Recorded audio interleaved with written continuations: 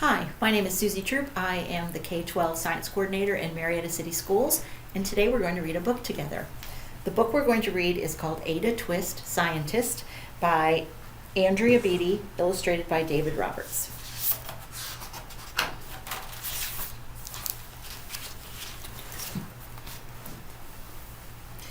Ada Marie, said not a word till the day she turned 3.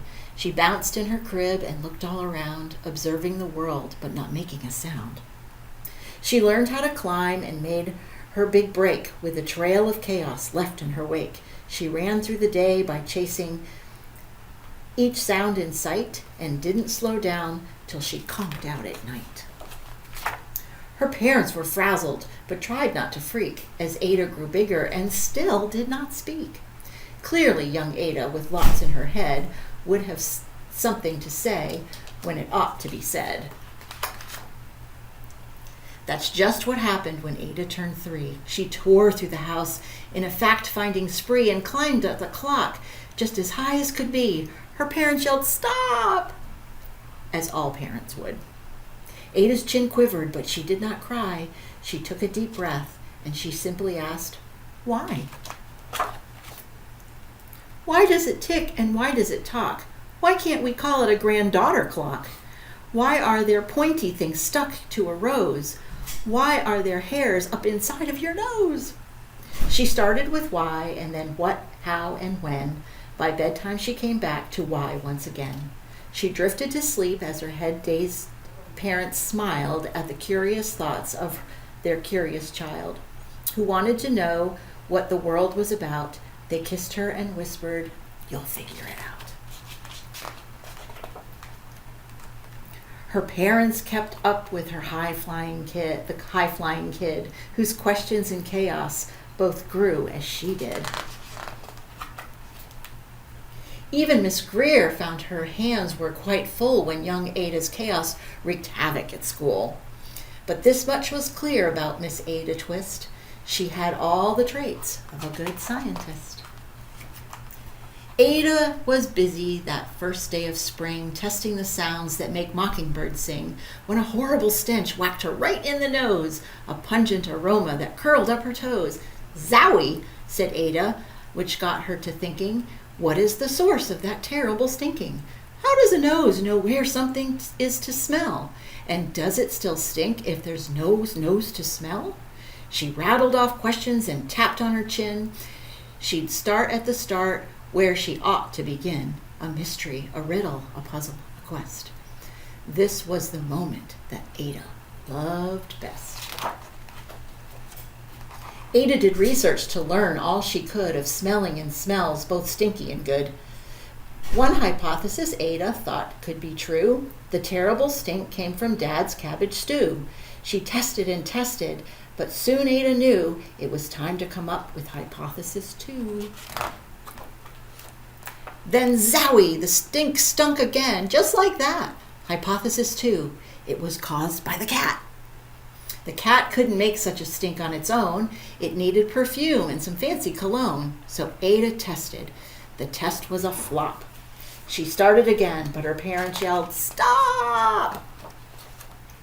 Ada Marie, to the thinking chair now by the time we count 3. "Enough," said her mother. "That's it," said her dad. Her parents were frustrated, frazzled, and mad. "Why?" Ada questioned. Her mother said, "No." "What?" Ada queried. Her father said, "Go. You've ruined our supper. You've made the cat stink. Enough with your questions. Now sit there and think." She looked at her parents. Her heart turned to goo. Poor Ada Twist didn't know what to do. She sat all alone by herself in the hall, and Ada once more could say nothing at all. And so Ada sat, and she sat, and she sat, and she thought about science and Stu and the cat, and how her experiments made such a mess. Does it have to be so? Is that part of success? Are messes a problem? And while she was thinking, what was the source of that terrible stinking? Ada Marie did what scientists do. She asked a small question, and then she asked 2. And each of those led to 3 questions more, and some of those questions resulted in 4. As Ada got thinking, she really dug in. She scribbled her questions and tapped on her chin. She started at why, and then what, how, and when.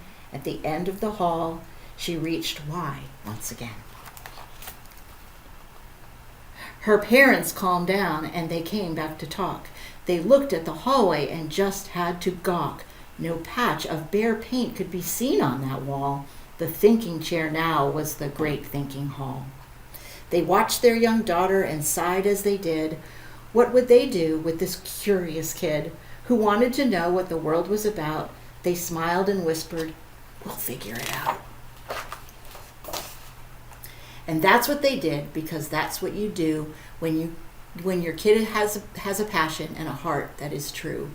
They remade their world. Now they're all in the act of helping one Ada sort fiction from fact. She asked lots of questions. How could she resist?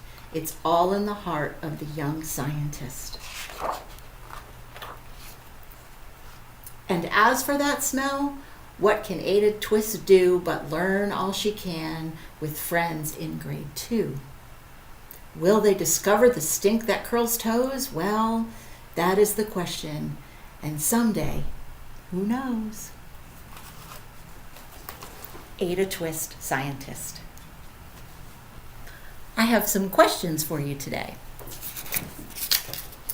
What happened when Ada sat in the thinking chair?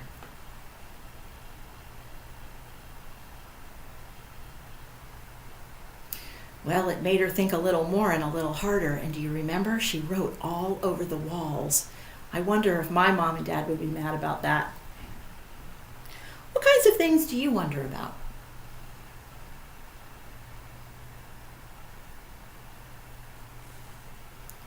I wonder about things in nature, like how does a lightning bug light up?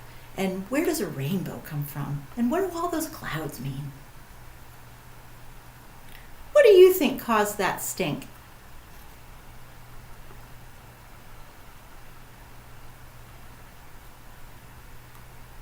I'm not sure what caused the stink. I wondered while I was reading the story if it was maybe somebody had their shoes off. I hope you become a scientist too.